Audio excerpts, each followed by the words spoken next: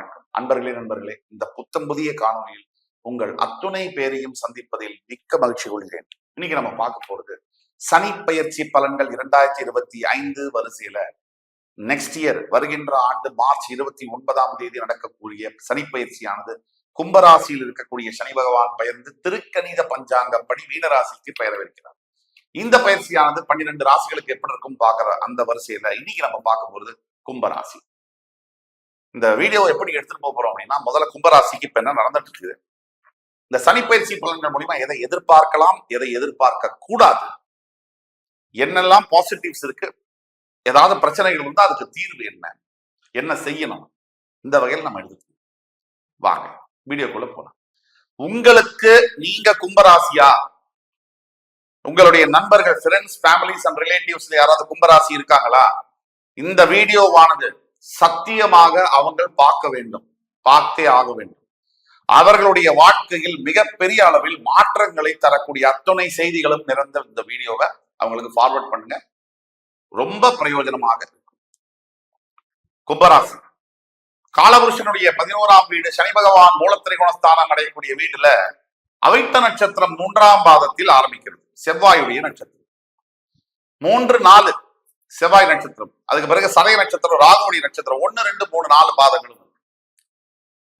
அதுக்கப்புறம் தான் பூரட்டாதி நட்சத்திரம், குரு பகவானுடைய நட்சத்திரம்.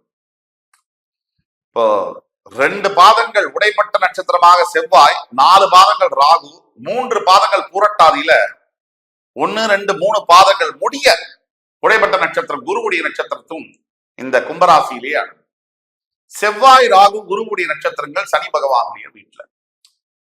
இப்ப சனி பயிற்சியை எதிர்கொள்றாங்க. ஜென்ம சனியால்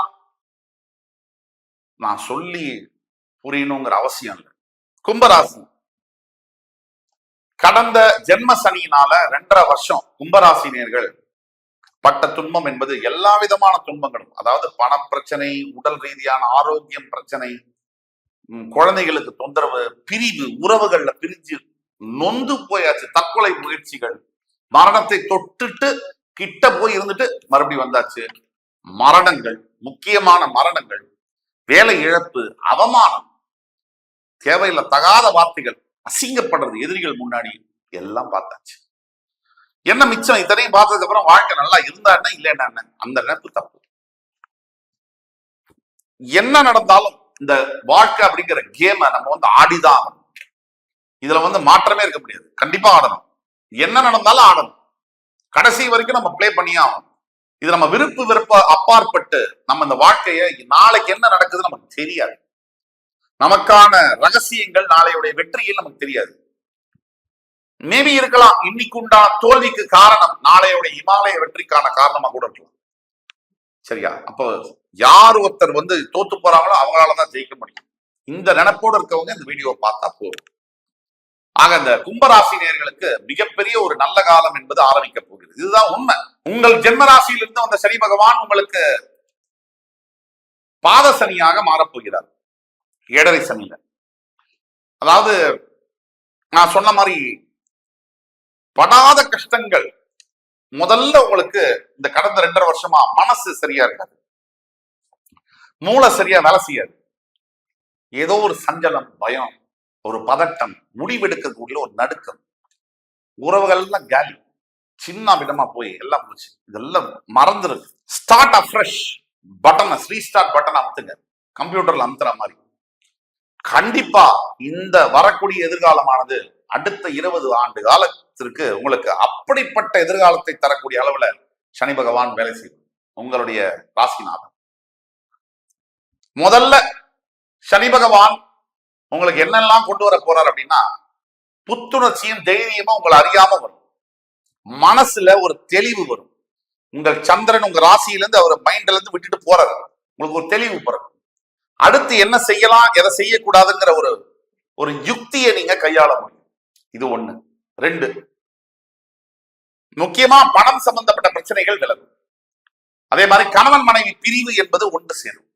இது எல்லாம் ஒரு பக்கம் இருக்கட்டும். நார்மலா நீங்க யாரு அப்படிங்கிறத உங்களுக்கு காமிச்சிடும்.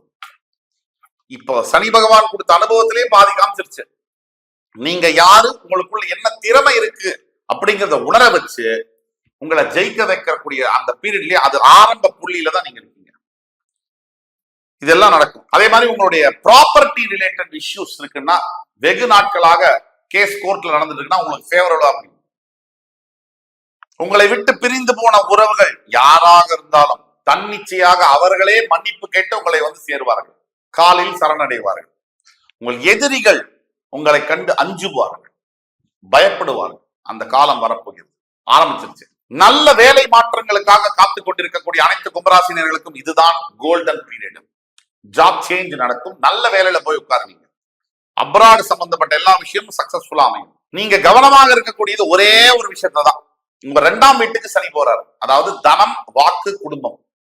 டக்குன்னு இப்ப பணம் வரும், பெரிய அளவுல பணம் வரும், லம்சமா வரும். பணம் வந்துருச்சு அப்படின்னு செலவு பண்ணிடக்கூடாது, ஜாக்கிரதையா கையாளணும். தேவைக்குதான் வாழணும். நமக்கு வந்து வாண்ட் அப்படின்னா எது, எல்லாமே வாண்ட் தான். நீடுங்கிறது தேவை, நம்ம தேவை கம்மி. ஆசை என்பது அளவற்றது, எல்லாத்துக்கும் வேண்டும் தான். ஆனா தேவைக்கு மட்டும் நீங்க வாழ்ந்தீங்கன்னா அது உங்களை காப்பாற்றும். தேவையற்ற பொருள்களை வாங்கினீங்கன்னா தேவையுள்ள பொருள்ல விற்கிற மாதிரியான சூழ்நிலையை கொண்டு போய் விட்டுரும். 2வது வாக்கு, பேச்சு வார்த்தை பேசும்போது ரொம்ப ரொம்ப கவனமா இருக்கணும். ஸ்லிப் ஆஃப் த டங், தப்பான வார்த்தைகள் வரும்னால 10 வார்த்தை பேசுற இடத்துல ஒரு வார்த்தை பேசுங்க, சுருக்கி பேசுங்க. அதுக்கு அப்புறமா குடும்பத்துல அன்னெசரியான ஆர்கியூமெண்ட்ஸ பண்ணாதீங்க. இத பல முறை சொல்லிட்டு வரேன். உங்களோட சகிப்புத்தன்மைய இப்ப நீங்க வெளியில கொண்டு வாங்க, கம்முன்னு விடுங்க. இன்னும் அதெல்லாம் ஒரு டைம் இருக்கு, அது தன்னால புரியும்.